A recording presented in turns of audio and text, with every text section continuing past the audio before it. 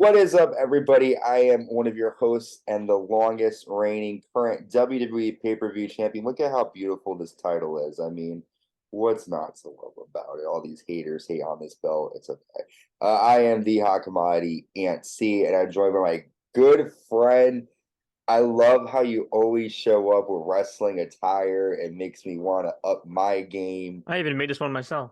There you go. You made that yourself. Yeah, I did. Holy shit.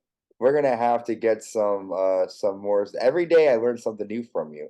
You Yeah, got a I use my collection of cricket. wrestling stuff and now you make shirts. Go ahead, brother. Yeah. Yeah. Hello everyone, Anthony here. Waiting to go over Raw, and then we'll do a little Night of Champions prediction later on. Hopefully someone else can take that title from you. We'll see. I mean, it's been like 5 months now. No, over that. It's been like 7 months I've been champion. Damn, come on. No one's gonna take this. Held on to this since War Games. Well, we are covering WWE Monday Night Raw from May 22nd, 2023. They were live in Hershey, Pennsylvania, on the road to Night of Champions, which happens tomorrow, Saturday, May 27th. I'm correct? Yep. Yes, May 27th. Live 1 p.m. Eastern Time, 10 a.m. Pacific, 8 p.m. Well, I don't know what time it is over there, but desert time. I don't know. I Mid-Eastern. guess Middle Eastern time. So I'm excited for this show, and this is the last Raw right before the pay-per-view. So we start the night off with Cody Rhodes arriving in the arena backstage, and Brock Lesnar comes out of nowhere and just absolutely destroys him. He sends Cody into crates and garage doors, and then Brock Lesnar slams a beer keg onto Cody's hand and arm, and it looks like he has a really hurt arm. What do you think about this attack out of nowhere? I wasn't expecting it, but I mean, lately that's been Brock's like ammo is to attack Cody from behind. Were you expecting that to start off Raw like that? And also, what was cool too, not to cut you off before you even start, was they say this happened earlier tonight, and you get like fucking their instant reactions. They're like, "Oh my god!" Like it's like, how did you not know that it happened if it happened earlier tonight? But go ahead. Yeah, no, I wasn't expecting it. Obviously, it's a good way to start off Raw though. I'm looking at the picture over here now. But it was cool. It was kind of Brock doing his thing, being a beast about it.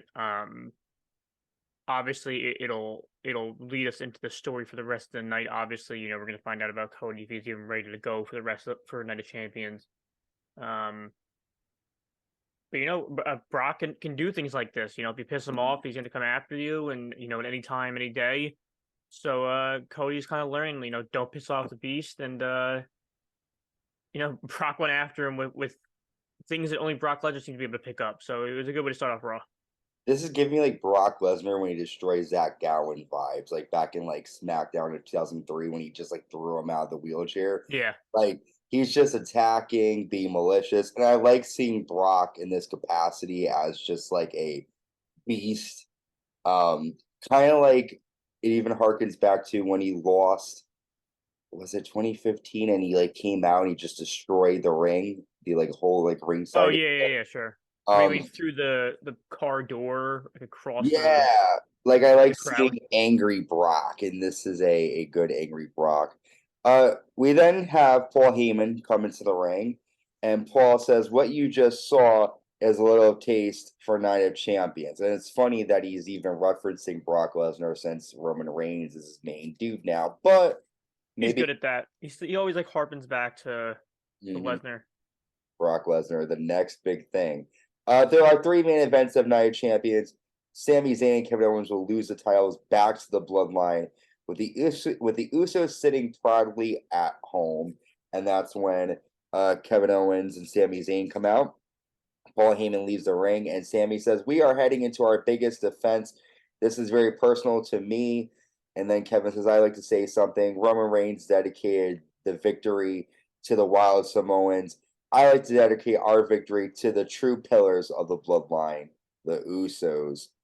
And then Imperium come out and they like surround the ring. And before anything can happen, Matt Riddle runs down and evens the odds. And it looks as if we're gonna get Riddle, Owens, and Sammy versus Imperium later. Let's dive into this. We're dedicating this match to the Usos. Obviously, the Usos are going to play a huge role, in my opinion, in the match itself. Um, what do you think, though, realistically? Do you think this is a good storyline, though, at this point? I said this a couple weeks ago. Like, for me, it doesn't make sense why Kevin and Sammy are still, like, like the Usos, we feel bad for them. Like, these guys have attacked you, like, nonstop. Like, why do you feel bad for them? And then just last week on SmackDown, they're talking, and then the Usos attack them from behind. So why dedicate this match? Do you think as like realistically, this is you would ever really feel bad for someone who attacks you constantly? And what do you think of Matt Riddle coming out to make the save and their issues with Imperium? A lot's happening here. Yeah, I mean the Riddle thing, it's like, I'm not really thrilled with the whole like him coming back out. I feel like he's always coming out. I don't know how much more he really can do at this point. I don't know if they really have like any kind of other uh storyline with Riddle right now. I think he's just kind of like the third wheel right now. Um, I agree with you. I think that there's a storyline with the Usos, but them attacking Owens and Zayn, it doesn't make sense then. Like I could see them like sticking up, like Zayn and Owens sticking up for the Usos, but they wouldn't be attacking them then. I like Zayn and Owens together. I always have, harping back to like their PW days. Like I always like them together. PWG days. And like the Ring of Honor days, obviously they've always had chemistry. They've always been good together. And they're a very like fun tag team to watch. They have great chemistry. They're very funny together, especially with the whole Imperium thing. Like they're very funny about that. When Gunther was like staring at Zayn and Owens was like slapping in his face and stuff like that. So I'm excited for this match because I think that the Usos play a very big role in this match. I think that fans are assuming one thing's going to happen, and I think it makes the most storyline sense. But WWE seem to gone the other way in a lot of these matches that like we haven't been expecting recently. So we'll see how it goes. I'm still not used to seeing Zayn and Owens in Saudi Arabia, so that's kind of different. But we'll see. I don't maybe the bloodline has run its course. They've been together for a very long time. I think that they've teased us now with Reigns and Solo. They've teased us with the breakup for a while. They pulled the trigger on Zayn leaving the bloodline. Is it time to tease us? Is it time to pull the trigger on the Usos leaving and going back to being faces? I mean, fans will instantly like the Usos again. They haven't hated the Usos this entire time. And fans will cheer Solo. He's a great character. They really like him. So so we'll figure it out. But I don't think Solo's the one to take the title off of Reigns, but it'll be a good fit. And who knows where Paul will go? I think Paul knows where to stay. He'll probably stay with Reigns, but there's a lot of different ways that we can go with this. But I hope they keep the titles on Zayn and Reigns and Reigns and Owens at this point. I agree. I do think though that if they do keep the titles on Owens and Zayn, they really have to be done with this whole bloodline storyline after Night of Champions because it's been 7 months. Like we get it. Literally, these guys have been going at it since Survivor Series. What else is like you're not gonna beat Roman. You haven't, like you got the titles, you got your purpose, you broke up the bloodline pretty much.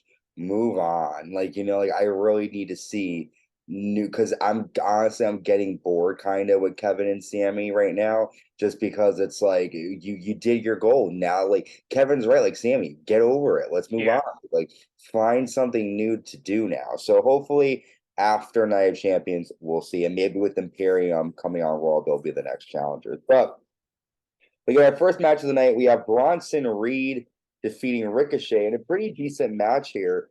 There is a moment where Bronson did a really cool shoulder block off the apron. And then the end comes after a power slam and a tsunami. I really like Bronson Reed. I had a feeling Ricochet wasn't going to win this one.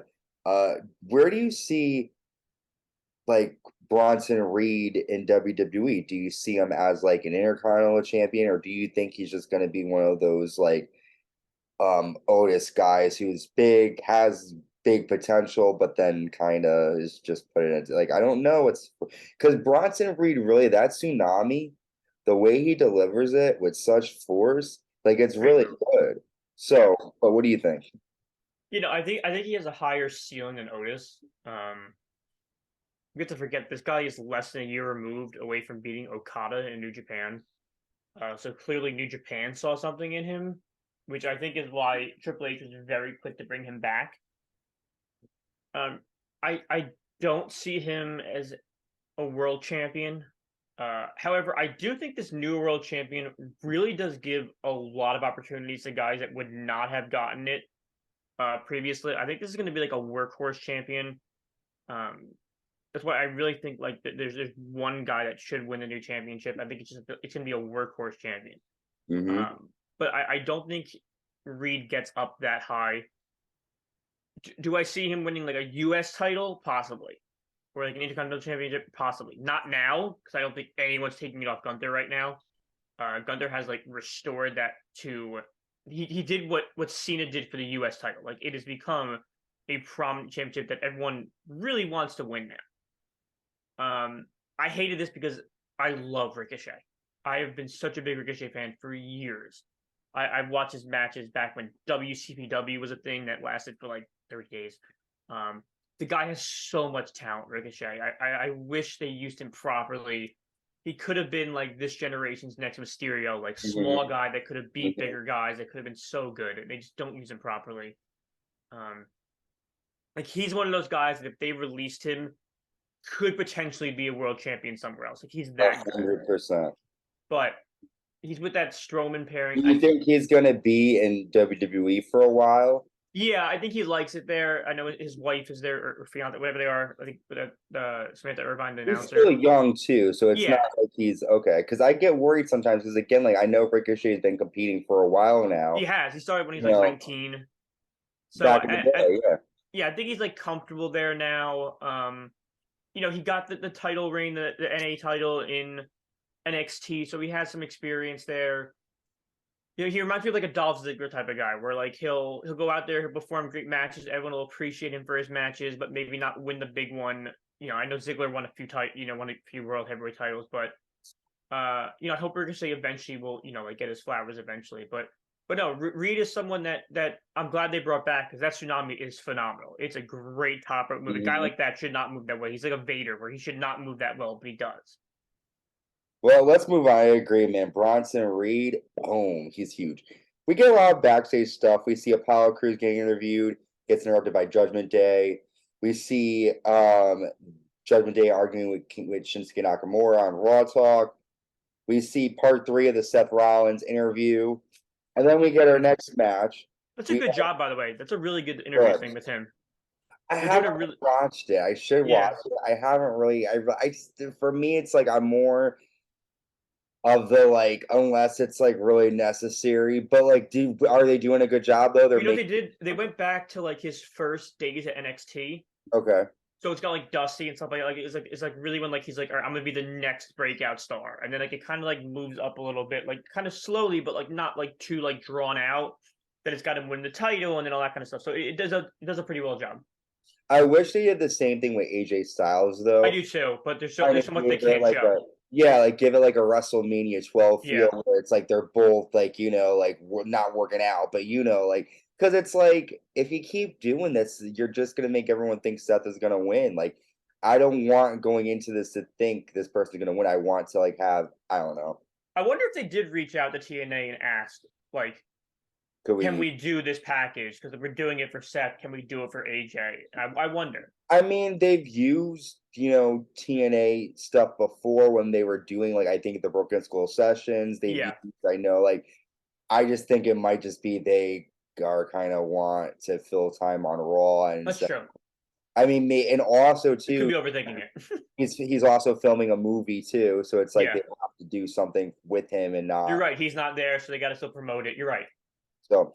All right, we get our next match. Zoey Stark defeats Candice LeRae after a Z360. And the thing about this match is that Nikki Cross has been involved in this weird relationship with Candice LeRae where she was crying, Candice felt bad for her, and then that storyline kind of dropped, and now it's back again. Zoey Stark has been doing pretty good. She won last week as well. To me, Zoey Stark though isn't women's champion material. She's good. But there's just I don't know. There's something about her that's just kind of boring to me. But what do you think? Do you think Zoey Stark can be the Raw Women's Champion? Talent wise, yes, but I think WWE is one of those companies that you need charisma on the mic to really be a Mhm. champion. AEW, I think it really works where like you don't have to be a great talker to be champion. Like Jamie Hayter's a great wrestler. She doesn't have a great mic skills, but she's still the women's champion. Um, Stark is very good in the ring. She was great in NXT. She's good here too. Um, but this whole Nikki Cross thing, I don't get. Yeah. I really thought it was leading to Sanity coming back. So Mm, I know Eric Young has been rehired and he's been there for a while. So I thought he was going to come back, and I thought, obviously with her being married to Killian Dane, I thought he was going to come back. But he's actually been doing like a ton of indie shows. Um, so I thought maybe like that's where it would lead because she talked about like mhm, her mhm. family and all this stuff. But I don't understand this whole Nikki Cross thing at all. I like her character now. I didn't like the old one where like she came out with like makeup on and all that shit. I didn't like that. Yeah. One thing that did leave me a little confused, and they did do this a couple weeks on Raw, and I could be wrong, but when the Way was backstage, Gargano, Indy, Dexter, and Candice, they said he's coming. They said something about how he's here now or something, and I Yeah, he'll could, be back soon. yeah, like who were they? Where was that a kind of Tachampa? Was that Yeah, that's got to be. I'm assuming that would be a Champa reference. okay? But again, my question is, I hope they don't like. I wish they do a DIY thing. Yeah, I don't want the way to be a part of it. I just want it to be Gargano and Ciampa. yeah. Um, but yeah, I didn't even think about Sanity. That would be cool if that was the whole thing. Because she's starting to dress like it again. Like she's starting Yeah, to rock and stuff. Like it's I don't know. It's just, and I also feel like Candice LeRae keeps getting the shit on the stick. I mean, she is amazing too, and that's for sure. doesn't get anything like ever. It's like let's have someone get lose. Let's put Candice LeRae there. Like, come on, man. She's fucking like hardcore She's not before. Barry Horowitz. Yeah. Okay, so we see Mustafa Ali being interviewed, and I just think like WWE needs to stop doing this shit because it's like I don't really like Ali. I don't really think he's gonna win. But when you have him being interviewed, he's fighting in his home. Is it his home country? Where is that where he's from? Or He's from Chicago, but he's like his yeah, home correct. His homeland, ethnicity, yeah. like his culture, like where he's from. And you have the Intercontinental title, which is supposed to be the number two title on the line, and he's about to talk, and you have Brock Lesnar just completely interrupt him and just be like, "Get a life," and like I get it because He just Brock buried Ali in like you and the whole online. match and the whole like you made it seem to me that that match does not matter. If he can't even talk on Monday Night Raw about a match, why the fuck are we supposed? Why we got to go on his Twitter to hear him give his fucking speech about why he's gonna have a match? Why do we care? It's like when you watch a TV show and like you go to the season finale and the creator is like, okay, like Pretty Little Liars is really good for this. They'd fucking be like, okay, we're gonna give you answers, and then like the finale comes, and then they're like, well, in the U.S. Weekly magazine, I'm gonna tell you what. Don't leave me with questions. Give me all the answers on TV. So I just feel like they made the match just completely not matter. It is funny because Brock Lesnar, but I again was that Brock kind of going in business for himself? Was that there on purpose? That was just very strange the way they did that. I don't get why they bury talent to push someone who's already pushed. Like they didn't need to do. I don't know. I just think like every match to me needs to matter, especially if you're fighting for the Intercontinental title against a person like Gunther. You're just shitting on your own company by doing that. Like I All right, don't so know. let me ask you this. Remember how Ali was was basically airing his dirty laundry on Twitter for a while, like asking to be released, saying he wasn't being used correctly, all that kind of stuff. Yep. Which historically WWE does not like. Hmm. Like, don't talk shit about a company you're in, especially us. Hmm. Clearly, there's some kind of deal in this Saudi deal where, like, you have to prominently use a Middle Eastern wrestler in a Mm-hmm. big match. Mansoor has been the guy for a while. Yeah. However, Mansoor basically is a joke right now. Like, you're not going to use him in Intercontinental title match. Like, that would make no sense. Like, We're he would, making sense, yeah. yeah, like he would get murdered by Gunther realistically. So do you think this was like WWE going like, look, we'll give you Mustafa Ali, but like we're not giving you a legitimate match. Like, he might get squashed this match. Well, if they're going to do that, sure, but then Triple H shouldn't come out and kiss their ass and be like, "Oh, I like to say hi to the Prince of the Saudi Arabian Kingdom," and like do all that shit that he did at the press conference. Because he came out and he was like literally kissing ass. He's like, "I like to thank the kingdom and then the Prince Shalala Ding Dong for being," like. Wouldn't you do that for $1 billion a show? Yes, but again, I'm. That's why I wouldn't be a good businessman when it comes to this, because I That's would, fair. I wouldn't be able to, because to do that, you kind of have to shit on your business a little bit. Yeah. You have to kind of say that I'm gonna make my talent look like shit and do shit they don't want to do, because and that's wherever you go. That's all businesses. So it's just for me, it's like because of the history of the title, I get it, like, but then don't go. Then if you're gonna look at it like that, like, okay, we'll give them what they want. We're gonna take money from it. Da da da da. Don't be so blatant to the fans about it. Like, let us like think that you're there for other reasons than money. Like, because they blatantly let us know. Like, Sammy Yeah. has to explain why he hasn't been there, and I think Topo came in the room and told me that he was explaining like his tattoos. I guess has something that Yeah, is it's the same reason why Aleister Black could never go. like, and I'm sorry. It's like I'm not going to, and I get it. Like, also too, business sense. Sorry, I'm the type of person, and that's again why I would be a really good businessman. If you have it, why you got to keep going for more? They're already like like they don't need to do this deal in Saudi Arabia to be okay. You know what I'm saying? They're doing it to be greedy. They don't care if the fans, where the fans want them to go, are places that I would say, like, I would love to see them go to Canada again. Asia Australia, Pacific, India, those kind of Australia. places. Yeah. And I'm not saying this in a way of like, oh, fuck the Middle East because no, it's like you've done this now for 4 fucking years. Yeah. You've done it now. We get it. We get it.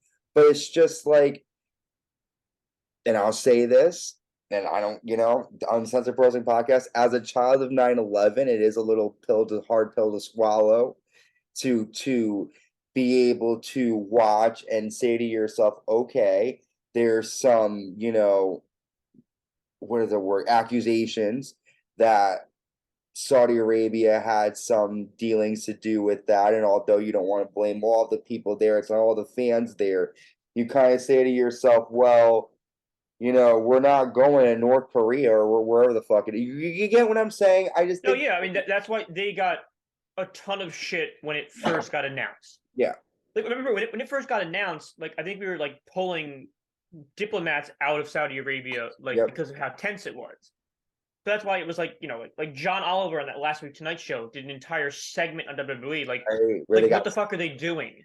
yep. So like, I get it. At that point, they were giving them like $1 billion a show. It's the same reason why we saw Goldberg and Undertaker go over there, because the Prince is of huge Attitude Era fans. The same reason why we're seeing Trish Stratus go over there. I get it, but it's the same reason why everyone make that stupid blood money joke. I understand it, because it's not far off. They're going there for the money. Mm. So when we bring it back to the whole Brock Lesnar thing, to me it just said like, look, we'll give you this Middle Eastern wrestler because we're not giving you Mansoor again because it'll be a joke. But we're not gonna let Ali have a big stage there. He talks shit about our company. We've given him this up and down push. I see what you're saying. Not a real push. It's never been a real push. Ali has never been a credible wrestler since he's talked all that shit on Twitter. He's been in Retribution, which was a god awful attempt at a new Nexus. He's been like in that U.S. title picture, but never a real credible threat. He was like with against Ziggler, then he did that thing with Ziggler where he kept going back He was and in forth. like the World Cup. Yeah, using that World Cup, which was won by a U.S. wrestler. So Then then he has the I'm like positive gimmick, like where he's like, yeah, Yeah, for like 30 seconds. Like he's had all these different gimmicks. So now we'll give you your Muslim or Middle Eastern wrestler, but he is not going to win this match. There's a chance he's going to get squashed, and he's not getting mic time. Like we'll agree to your contractual demands because you're giving us the money, but it's not going to be like the last few years where you got Mansoor. It's just not going to happen. And my question for you, then we'll move on because this isn't this important. But like, thinking about it too, like if I'm watching a show, right? Excuse me, and let's say I'm in India, right?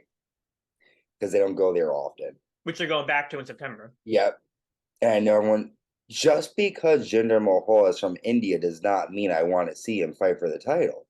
That would be like me being like, because I'm American, I want to see Otis versus fucking Seth Rollins for the title. Like, just because the dude's from fucking, that country does not mean that they are make the match mean something. And that's why I don't like these pay-per-views, because they're just like, okay, let's put it on for the prince. Like, and it's just like, come on, man. Like, you might get some good action with Mustafa Ali because he's really fast and they might work well together. But again, like, I'm just a real big traditionalist when it comes to the Intercontinental title. It's been shown for so long. I think about like Bret Hart, Mr. Perfect, Shawn Michaels, and Gunther is an amazing champion. And just the fact that he's been champion for so long, and how many matches can you think that he's had that are like with that title that are top 10? Like, there's some, yes, but like he should be doing a lot more than he's doing. But let's move on before we go on break.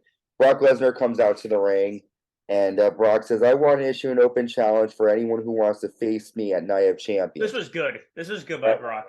Yep. He says, all you got to do is come and step up to Brock Lesnar. Cody Rhodes comes out with his arm in a sling. Cody takes off the sling, and Brock immediately attacks and locks in the Kimura lock. And then Brock steps on Cody's arm and stomps on it. And it looks like Cody has no chance. His arm is broken. Brock locks in the Kimura lock. I mean, I would do the same thing, if I'm trying to fight somebody. Why not? I'm all about do what you got to do.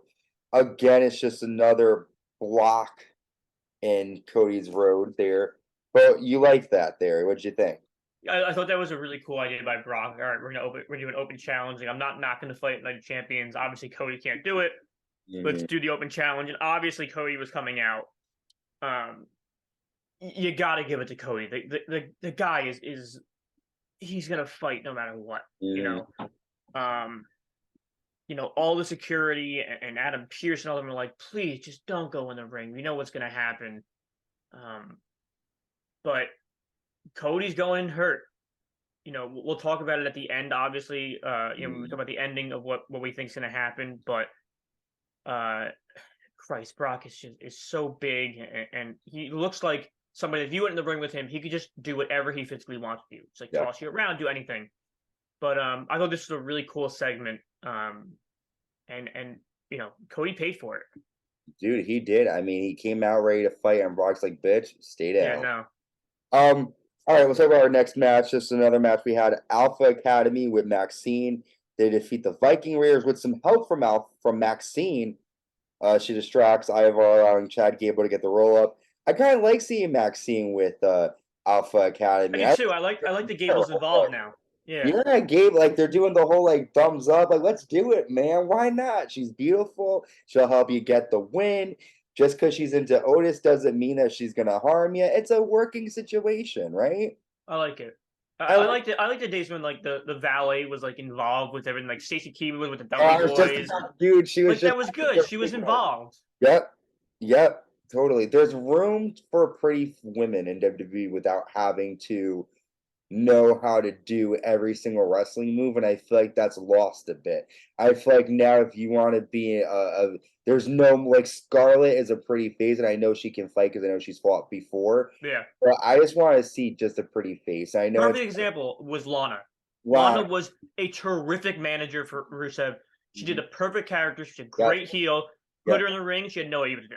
Nope. And then it's like, it's fine if you put her in the ring, but put her in a ring where, like, Maryse, when she's with the Miz, she's not going to win. Have her be the heel role and do great at it. But All right, let's move on quick before we take our first break. Cody Rhodes is backstage. He yells at everyone because they're trying to help him, and he's like, "I'm fine, I'm fine." We then get Shinsuke Nakamura versus Finn Balor with Damian Priest, and of course, Damian Priest causes a distraction for Shinsuke, and Finn nails a coup de grace to get the win. I was looking forward to this match because these are two phenomenal talents. Mhm. It was okay. It didn't give me a lot. I was looking for more. The right guy won in my eyes, but Shinsuke Nakamura needs to get pushed a bit more. We'll talk more after the break too, but tell me your thoughts on the situation, Yeah, everybody. no, this is like a New Japan, dream match at some point. But no, I want to see this match again with more time allotted to it. These are two of the best workers out there. It's to me, it seems like Nakamura. I can't tell if he's gonna be like the guy they use to like push other talent, or he's still gonna get a push. I can't tell where they're going with him yet. Uh, Clearly, Balor and Priest are working really well together in this Judgment Day. Judgment Day has really helped all four of the people that are in it. And they really did a good job with that. But yeah, it didn't give me a lot in this match, so I want to see more out of it. I hope we get more, but you will get more of us. We'll be right back after our first break, and we're talking a lot more Raw. Stay with us. Welcome back, everybody. I'm still your host and WWE pay-per-view champion, the hot commodity, Ant C. And that's still my friend. Introduce yourself, sir. Hello, everyone. Still Anthony here.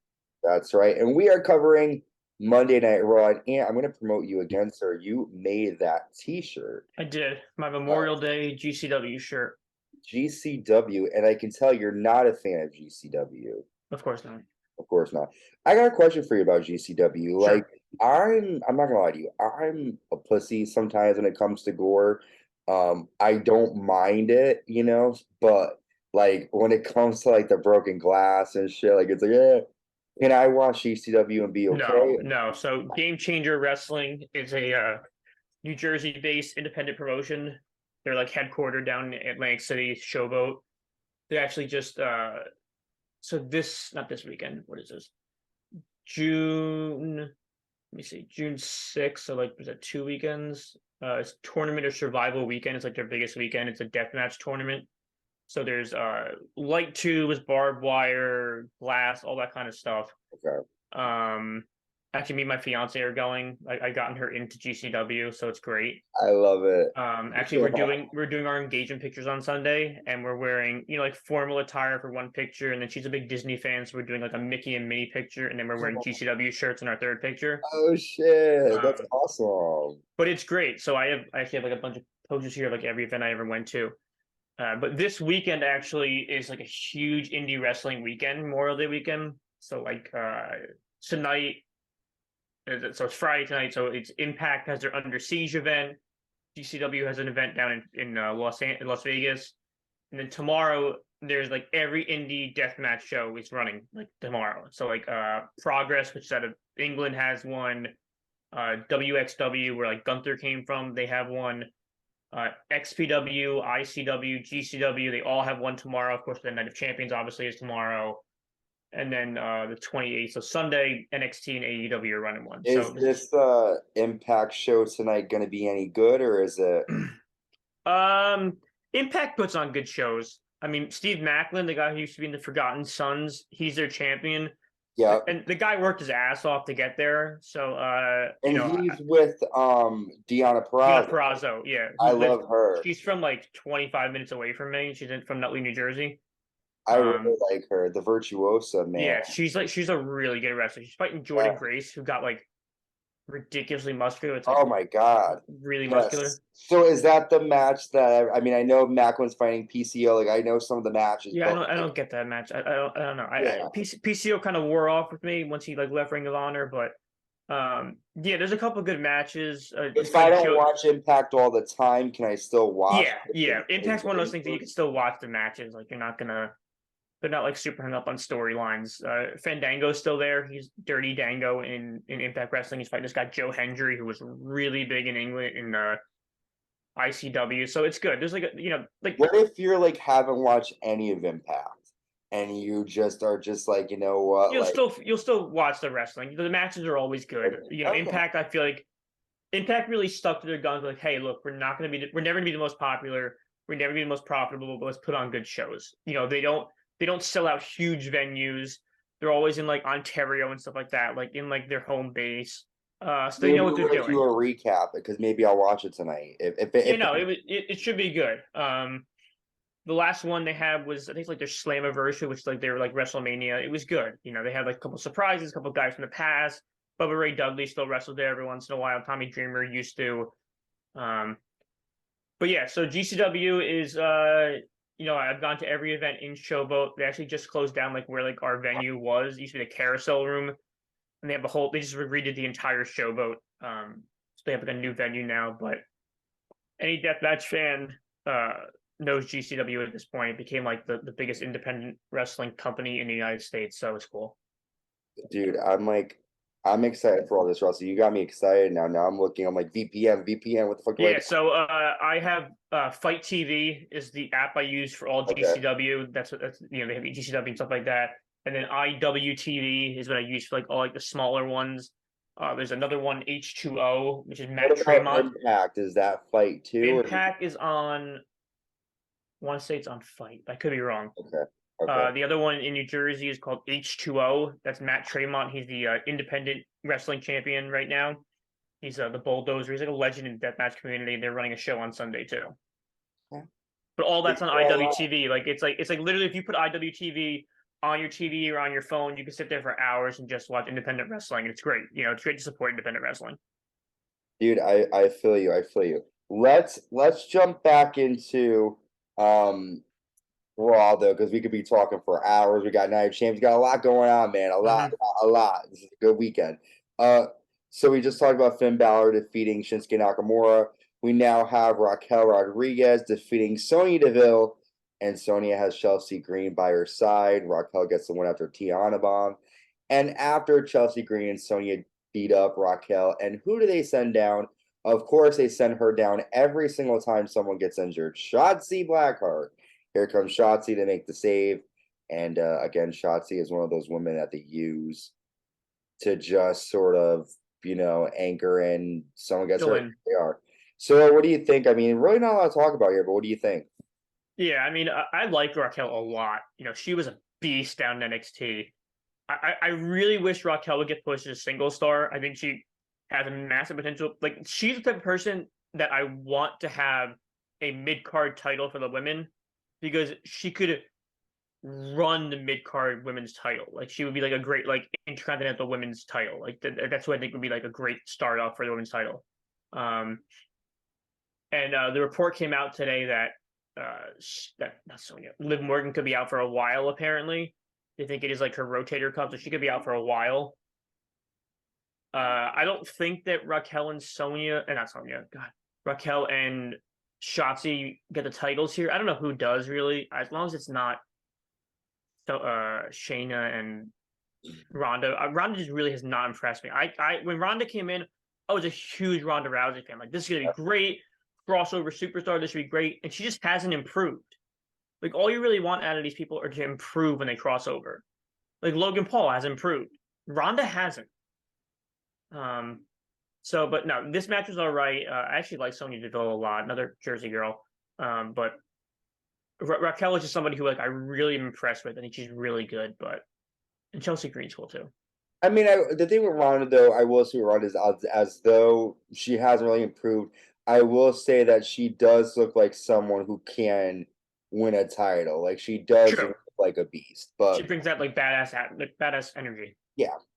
Well, speaking of badass energy, Trish Stratus is backstage, and she's asking for a no-touch policy tonight during the contract signing. Adam Pearce is like, no, we're not going to do that. Don't know why. What was the point of that promo if he's not going to go along with it? But guess just to show that Trish is afraid of Becky here. So, is it me, or does Trish look better now than she ever did? Trish looks fucking phenomenal, man. Oh my god, she looks amazing. Oh, Chucky Ducky Quack Quack, man. She is like honestly, she's looking, no offense, she looks better than some of the women in their 20s. And she's like in her mid 40s, I'd say. She's 47. Yep, late 40s. There you go. That's amazing. Phenomenal. Trish, man, and she can still go. Leader, Poor Lita, God forgive me. She love her to death, but she needs to freshen up on some of her in-ring work, man. And she's done now. Whew. Well, Becky comes out and Becky says, "Come on out and sign it, Trish."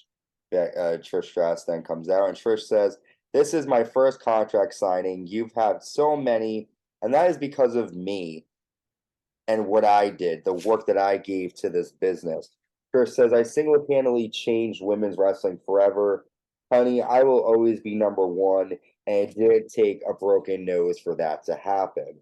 What will happen to you when we lose the Night of Champions?" So Trish is right. I mean, to be fair, oh wait, sorry. Trish goes on and says, "I got you figured out. Your biggest problem is you. I'll sign this. It's my first, and it'll be your last." So Trish did make some she did make some, facts here. Um and the fact is true. Like, um, one second, trying to do this here. Okay, so I'm like looking over. I'm doing Instacart, my friend, and I had to get a refund here. So she's right. Becky broke her nose, and everyone kind of went hard. I'm Becky's number one fan, so I'm not hating, but it is true. Prior to that, it's kind of like she was an afterthought.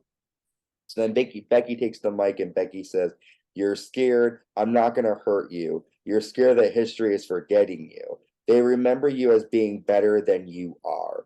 Thank you, Trish, for being everything I hope I never become. You stab people in the back while I punch people in the face. I have a career you can only dream of. And if you think barking like a dog is embarrassing, just wait until Night of Champions." And then Trish pushes the table over and leaves. And Becky dropped a bomb with that. I mean, we remember we were there when it happened live. I did not even want to look at my mom when it was happening because I was embarrassed just to see that happen. So Very awkward. Becky really did hit a sore spot. They both actually did make valid points here. But what do you think of this? I mean, for me, I'm excited. My two favorite women going at it. I'm torn here, but what do you think? Yeah, promo was an A+. The whole thing was perfect. Trish played like a great heel in this one. Really brought up some really good points. And just played like a really good heel. And Becky just sat there and just kind of like crossed her legs and was just listening to all of it. And I was shocked. I texted you immediately. I was shocked she brought up the dog thing. That's like one of those things that like I feel like WWE like does not want to bring back up. And when she brought it back up, I was like, holy shit! Like they brought that back up. But this match I think is going to be like very hard hitting. I think you're going to see some things out of Trish that we haven't seen in a while. But this was like a great promo from both of them. This was a great segment, and I was really impressed from both of them. I think we're gonna see some like high flying stuff. I think Trish is gonna be really into it, and Becky's gonna be, Becky's always great. I'm a huge fan of Becky, so I think we're gonna see a really good match with these two. Yeah, no, I agree. I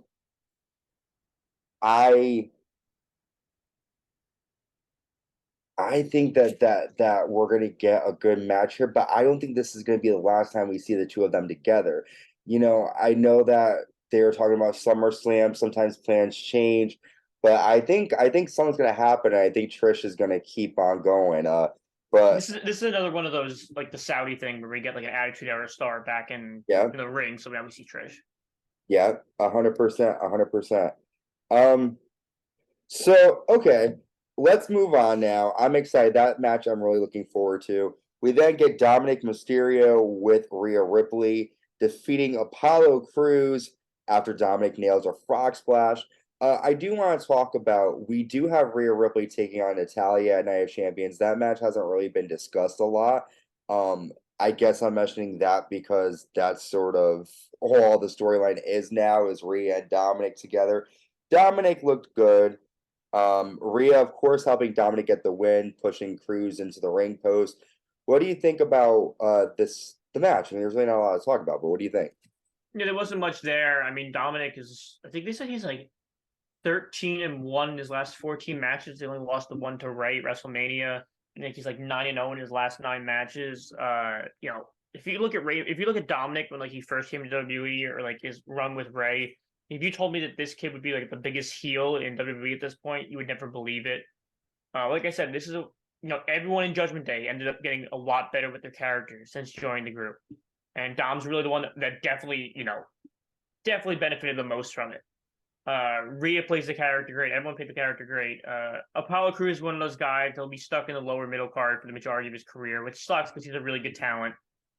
But overall, there just wasn't too much to the match.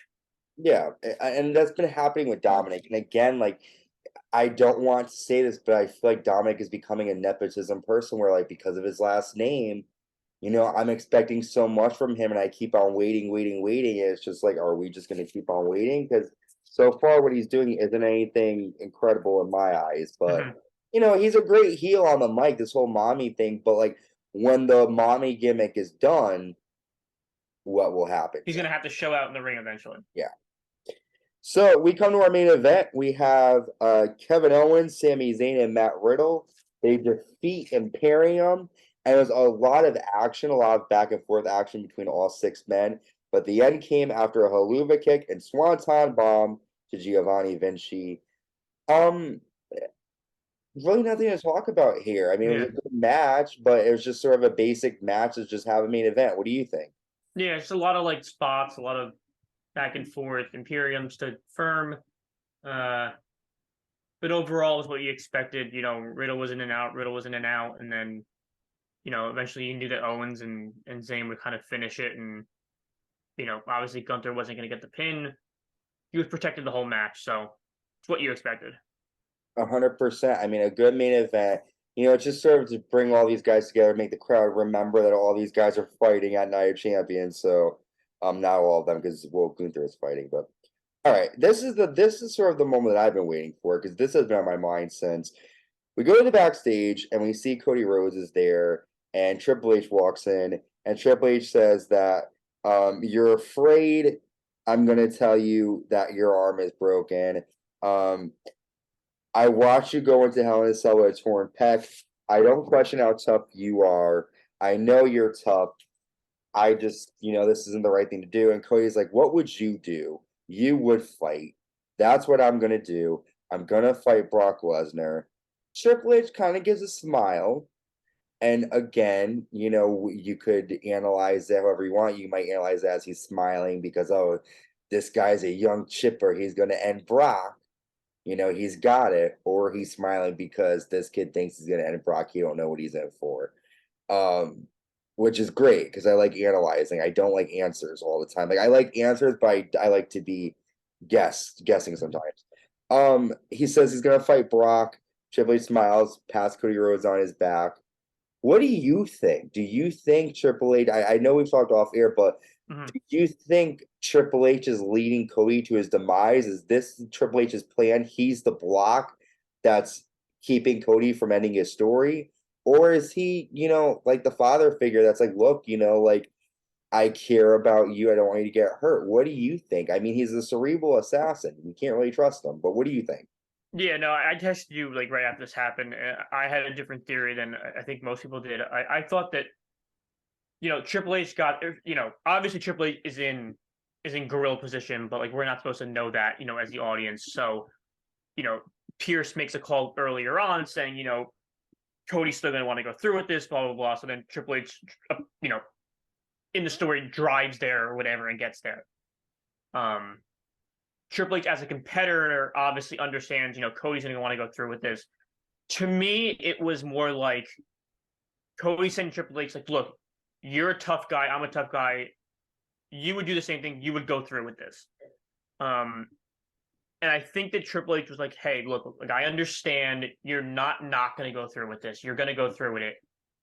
To me, in my mind, this was like somehow this match is going to lead to a third match. And I don't know if it's going to be like a no DQ or something, but somehow Triple H is going to do something like hand Cody the sledgehammer. Like I told you, I pitched this to you. And like we're all going to understand it because obviously Cody uses sledgehammer to demolish the throne in AEW. So it's going to be a callback to that. Yeah. I don't think that they're going to like openly discussed the animosity between Triple H and Cody Rhodes with the AEW thing on WWE TV.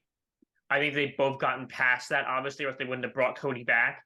Okay. But I don't think this is like a heel turn by Triple H. I think he's just too loved by the audience right now. Okay. I could be totally wrong. I really could be, but remember, Brock also broke Triple H's arm in the exact same way. So it could be that Triple H knows exactly where Cody's coming from. He had the exact same experience. So I hope it's more of like, hey, I've been there. I know what you're going through. I would do the same thing. Not like I'm feeding you to the wolves. Go do whatever you got to do, but I'm not gonna say don't do it. I agree. I think I'm gonna save my thoughts for our predictions in terms of like what Triple H is gonna do. But before we go on, what was your match of the night or moment of the night for you on Raw? I think the promo with or not promo, the contract signing was probably the moment of the night. I think that was overall like the most well done. I think Trish showed her heel work, which we really haven't seen out of Trish. The majority of Trish's career when she was a heel, it was kind of like very forced. Like when she was a heel with like the Christian and Jericho thing, like it was kind of like it didn't last long. Um, and Becky like played like a really good face, just like sat there, didn't say anything, and then kind of like went on the offensive. So I think the contract signing was the best part of it. I agree. I mean, anytime I see Trish and Becky, I'm going to agree to. But for me, I like the ending, Triple H, because I Yeah. don't know what he's going to do. And that left me with a lot more questions. So I was happy with that. Well, listen, we covered all of Monday Night Raw. I want to thank you, Ann, for joining me. I want to thank everybody else for tuning in. We were on the road to Night of Champions, so we look forward to seeing you there. Thank you, guys. Stay safe and stay uncensored. Bye, y'all. Peace.